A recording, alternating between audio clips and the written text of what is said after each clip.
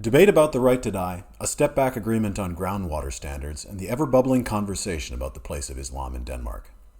It's week 26. I'm Amos Miller, and this is the midweek Danish Press Review, where we take a look at the papers, see what they're talking about, and which politicians they're choosing to highlight. All of today's papers are either from today, Wednesday, June 24th, or yesterday, Tuesday, June 23rd. Diving in, both Politiken and Kristeligt Dagblad are covering the legal aftermath surrounding the suicide last year of filmmaker Ebbe Preisler. Preisler purposely overdosed in June of last year, and now 9 members of his family are being charged with not stepping in to prevent his death. From today's front page of Politiken, 9 family members charged for not preventing Ebbe Preisler's suicide. Copenhagen police have elected to charge 9 of his family members for having not stepped in when the 82-year-old man lost his life to suicide on the 4th of June 2025. His daughter, Louise Preisler, her husband, her brother, Jonas Preisler, his partner, and all of Ebbe Preisler's grandchildren with ages between 21 and 30 are charged in the case. The case is igniting a long-running debate about a person's right to die, particularly in cases involving diseases. Preisler had attempted suicide in 2023 alongside his wife. She suffered from Parkinson's while he had cancer. Preisler survived the attempt, while his wife, Marianne Preisler, did not. Kristeligt Dagblad wades into the discussion with, should you step in when a person wants to die? Psychiatrist Mareide Nordentoft offers, I was surprised that they were charged, but it's also a strong signal that it is punishable to assist in a suicide, and maybe also not to call for help. I'm excited to see how this plays out in court. Theologian and priest Inger Maria Kirketerp Hansen provides pushback. A person can be affected by hopelessness, depression, grief, disease, and other circumstances that later can be shown to be temporary. But our society is built on the basic principle to protect people, and when it means protecting them from themselves.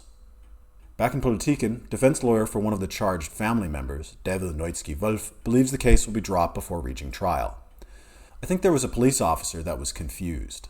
This is not the case of random people on the street who didn't help, but Ebbe Preisler's own family who have chosen to respect that he no longer wished to live. Elsewhere in Politiken, the preservation of Danish waters is the focus of 2 stories. Environmental Minister, we need to go in a different direction on fishing with relation to our sea nature and ocean environment. Environmental and Fishing Minister Maria Reumert-Gjerding promises to forbid environment-destroying trawling in natural reserve areas and warns a difficult future for mussel fishers. I'm worried about the fishing styles which dangerously affect our seabeds very negatively. I'm glad that fishing has been placed under the Environmental Minister because it gives me options in what will be my major focus, precisely to stand at the tip in adjusting how we fish. As you might imagine, these potential adjustments are sending shockwaves through the fishing industry. In response to the plans on limiting bottom trawling, Sven Erik Andersen, foreman for Denmark's Fishing Association, says, this will decimate fishing in the North Jutland harbors, Hanstholm, Hirtshals, and Skagen. The normal Danish cutters don't have the sufficient areas to continue their fishing, so they would have to close their companies. Just across the break, Magnus Bredsdorff writes about how the government, alongside Liberal Alliance, Venstre, and the Conservative Party have decided to push back rules about fertilizer usage. The new agreement postpones rules and punishments set in place to limit the amount of fertilizer farmers can use from a previously agreed upon start date of January 1st, 2027 to 2028 at the earliest.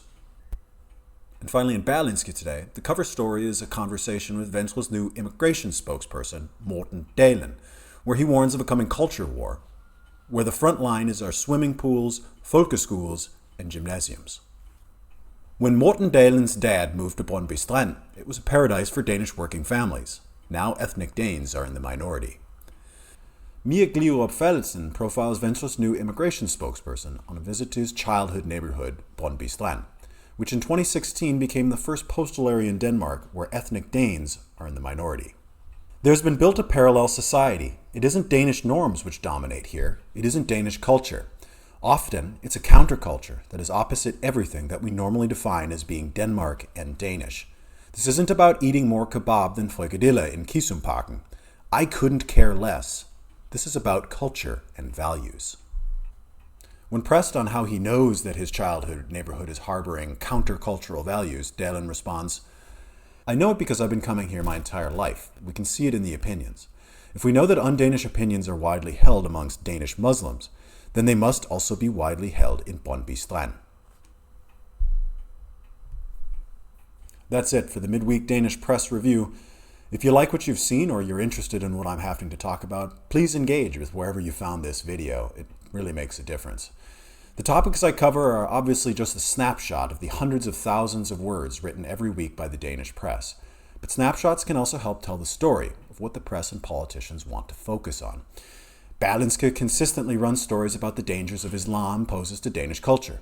Politiken often focuses on environmental debates, and Kristi Dagblad approaches topics from a Christian moral perspective. All of these views are important to note because every editor is making their own decisions about what they think their readership and the broader Danish public should be thinking and talking about. For an audience of English speakers, it's important to get an idea of what is going on in these pages because it can help us see what trends are coming, and crucially for many of us, how immigrants are being talked about in the broader Danish press. Thanks. See you all next week.